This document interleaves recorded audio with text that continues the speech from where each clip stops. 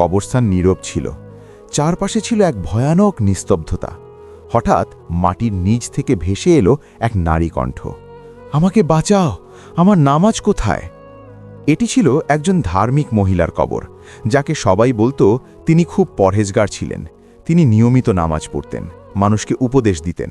কিন্তু আজ যখন মাটি সমান করা হলো, হঠাৎ পুরো কবর কেঁপে উঠল। একটি বিশাল কালো সাপ কবরের ভেতর ঢুকে পড়ল। সে মহিলার চারপাশে কুণ্ডলি পাকিয়ে ফনা তুলল। ভয়ে কেঁপে কেঁপে মহিলা চিৎকার করে উঠলেন, আমাকে ছেড়ে দাও, আমি তো নামাজ পড়তাম। ঠিক তখনই একটি উজ্জ্বল আলো কবরটাকে আলোকিত করে তুলল। একটি কণ্ঠ ভেসে এলো, আমি তোমার সেই নামাজ। মহিলা অবাক হয়ে বললেন, তুমি যদি আমার নামাজ হও তাহলে আমাকে রক্ষা করছো না কেন?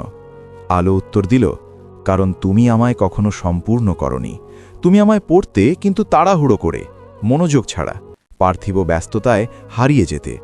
তুমি যেমন আমায় অসম্পূর্ণ রেখেছিলে, আজ আমিও তেমন অসম্পূর্ণ।